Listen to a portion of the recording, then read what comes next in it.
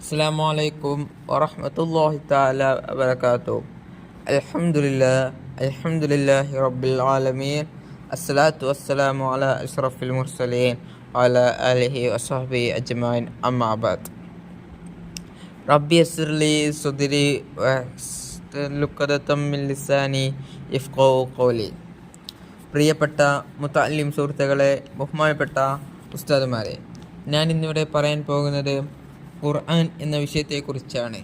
ഖുർആൻ എന്ന് പറയുമ്പോൾ തന്നെ നമുക്കറിയാം, നബിതങ്ങൾക്ക് അല്ലാഹു തആല നിയോഗിക്കപ്പെട്ടത് ഖുർആൻ ആണ് എന്ന്. ദാവൂദ് നബിക്ക് സബൂർ എന്ന കിതാബ് അയച്ചതുപോലെ, മൂസാ നബിക്ക് തൗറാത്ത് എന്ന കിതാബ് നൽകിയതുപോലെ, ഈസാ നബിക്ക് ഇൻജീൽ എന്ന കിതാബ് നൽകിയതുപോലെയാണ് അല്ലാഹു തആല നമ്മുടെ നബി മുഹമ്മദ് മുസ്തഫ സ്വല്ലല്ലാഹു അലൈഹി വസല്ലം ഞങ്ങൾക്ക് ഖുർആൻ നൽകിയത്. ദാവൂദ് നബിക്ക് സബൂറും മൂസാ നബിക്ക് തൗറാത്തും ഈസാ നബിക്ക് ഇൻജീലും നൽകിയതുപോലെയാണ് നമ്മുടെ നബി മുഹമ്മദ് മുസ്തഫ സ്വല്ലല്ലാഹു അലൈഹി വസല്ലം ഞങ്ങൾക്ക് ഖുർആൻ നൽകിയത്. ഖുർആൻ എന്നത് കലാമുള്ള അള്ളാഹുവിൻ്റെ കലാമാണെന്ന് പറയുന്നു. അത് ഖിയാമത്ത് നാൾ വരെ നിലനിൽക്കുകയും ചെയ്യും.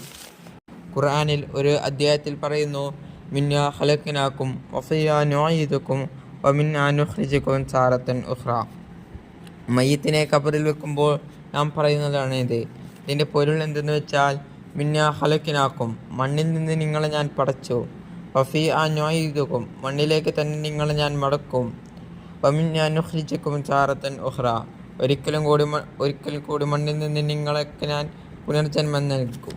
ഇതിൽ നിന്ന് നമുക്ക് പഠിക്കാനുള്ളത് എന്തെന്ന് വെച്ചാൽ, ഭൂമി വിട്ട് മനുഷ്യൻ എങ്ങനെ സഞ്ചരിച്ചാലും ശരി, മരിക്കണമെങ്കിൽ ഭൂമിയിലേക്ക് തന്നെ മനുഷ്യൻ തിരിച്ചു വരിക.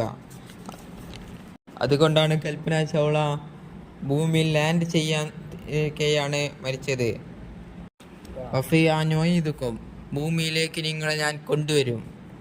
സൂറത്തുൽ തബാറക്കയിൽ അല്ലാഹു തആല പറയുന്നു, അവലം യറൂ ഇല തുരി ഫൗഖഹും സൂഫാത്തിൻ വയഖ്ബിഹിന്ന മാ യംസികുന്ന ഇല്ലർ റഹ്മാൻ ഇന്നഹു ബികുല്ലി ഷൈഇൻ ബസീർ.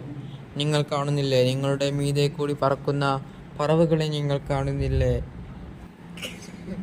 സൂറത്തുൽ നഹ്ലിൽ അല്ലാഹു തആല പറയുന്നു, അവലം യറൂ ഇല തുരി മുസാഖറാത്തിൻ ഫീ ജവ്വിസ് സമാഇ മാ യംസികുന്ന ഇല്ലല്ലാഹ്. അവലം യറൂ, നിങ്ങൾ കാണുന്നില്ലേ, ലത്വൈരി, പറക്കുന്നത്, മുസാഖറാത്തി എന്ന് വെച്ചാൽ കൺട്രോൾ ചെയ്യപ്പെട്ട വസ്തു എന്നാണ്. ഫീ ജവ്വിസ് സമാ, ആകാശത്തിലൂടെ പറക്കുന്നത്. മാ യംസികുന്ന ഇല്ലല്ലാഹ്, മാ എന്ന് കൊടുക്കുന്നത് ജീവനുള്ള വസ്തുവിനും ഇല്ലാത്ത വസ്തുവിനാണ് മാ എന്ന് പറയുക. ജീവൻ ഉള്ള വസ്തുവിന് റഹ്മാൻ എന്നാണ് പറയുക. യാത്രക്കാരെ സംരക്ഷിക്കുന്നത് അവനാണ്. അതുമാത്രമല്ല, അത്ഭുതമാണ് എന്നും കൂടി പറയുന്നുണ്ട്. ഇന്ന ഫീ ദാലിക ലആയാത്തിൻ ലിഖൗമി യുഅ്മിനൂൻ, വിശ്വാസമുള്ളവർക്ക്, അള്ളാഹുവിനെ പറ്റി മനസ്സിലാക്കാൻ ആഗ്രഹിക്കുന്നവർക്ക് ഇതിലൊക്കെ ദൃഷ്ടാന്തമുണ്ട് എന്ന് അല്ലാഹു തആല ഖുർആനിലൂടെ തന്നെ വ്യക്തമായി പറയുന്നു. ഖുർആനിൽ ആവർത്തനമില്ല എന്ന് അല്ലാഹു തആല പറയുന്നു. ഒരേ കാര്യം വീണ്ടും വീണ്ടും ആവർത്തിക്കുന്നു. മൂസാ നബിയുടെ ഒരു സംഭവം 82 പ്രാവശ്യം ആവർത്തിക്കുകയാണ്. പക്ഷേ അതിന് ഓരോ കഥക്കും ഓരോരോ ആശയങ്ങളാണ് ഉൾക്കൊള്ളുന്നത്. നമുക്കറിയാം, ലൈലത്തുൽ ഖദറിലാണ് ഖുർആൻ അല്ലാഹു തആല ഇറക്കപ്പെട്ടത്. ലൈലത്തുൽ ഖദർ തന്നെ ഖുർആനിൽ ലൈലത്തുൽ ഖദറിനെ പരാമർശിക്കുന്ന ഒരു സൂറത്തുണ്ട്. ലൈലത്തുൽ ഖദറി ഖൈറും മിൻ അൽഫി ഷഹർ. ലൈലത്തുൽ ഖദർ എന്ന് പറഞ്ഞാൽ 1000 വർഷങ്ങളുടെ പ്രതിഫലമാണ് എന്നാണ്. ലൈലത്തുൽ ഖദർ നമ്മളൊരു ഇബാദത്ത് ചെയ്താൽ അത് 1000 വർഷം നമ്മൾ ചെയ്ത പ്രതിഫലം അത് നമുക്ക് നൽകും. ലൈലത്തുൽ ഖദർ പരമാവധി ഉറങ്ങാതെ നമ്മൾ ഇബാദത്തിൽ മുഴുകണം. തസ്ബീഹ് നിസ്കരിക്കുകയും വേണം.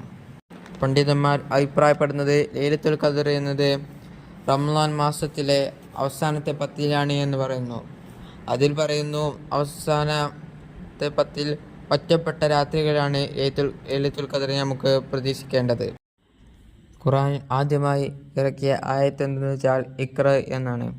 ഇഖ്റ, നിങ്ങൾ വായിക്കൂ നബിയെ എന്നാണ് ജിബ്രീൽ അലൈഹിസ്സലാത്തു വസ്സലാം നബി തങ്ങളെ ആദ്യമായി കെട്ടിപ്പിടിച്ചിട്ട് വായിക്കാൻ പോലും അറിയാത്ത നബിയോട് പറഞ്ഞത്. ഇതിൽ നിന്ന് തന്നെ നമുക്ക് ഉൾക്കൊള്ളാം ഖുർആനിൽ വായനയ്ക്ക് എത്രമാത്രം പ്രാധാന്യം കൊടുക്കുന്നുണ്ട് എന്ന്.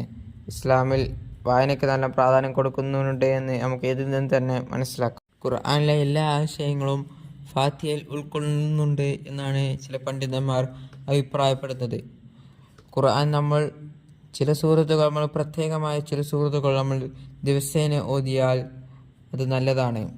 സൂറത്തുൽ മുൽക്ക് പോലെ, സൂറത്തുൽ വാഖിയ, സൂറത്തുൽ യാസീനൊക്കെ. സൂറത്തുൽ മുൽക്ക് ഓതിയാൽ നമുക്ക് ഖബറിൽ വെളിച്ചം ലഭിക്കുമെന്ന്.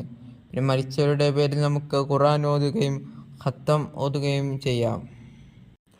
സൂറത്ത് ഇഖ്ലാസ് ഓതിയാൽ 3 തവണ സൂറത്തുൽ ഇഖ്ലാസ് ഓതിയാൽ ഒരു ഖുർആൻ പൂർണ്ണമായി ഓതിയതിൻ്റെ കൂലി ലഭിക്കും.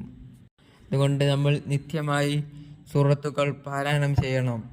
സൂറത്തുൽ മുൽക്ക്, സൂറത്തുൽ വാഖിയ, സൂറത്തുൽ യാസീനൊക്കെ നമ്മൾ നിത്യമായി പാരായണം ചെയ്യണം എന്ന വാക്കോടുകൂടി ഞാൻ എൻ്റെ വാക്കുകൾക്ക് വിരാമം കുറിക്കുന്നു.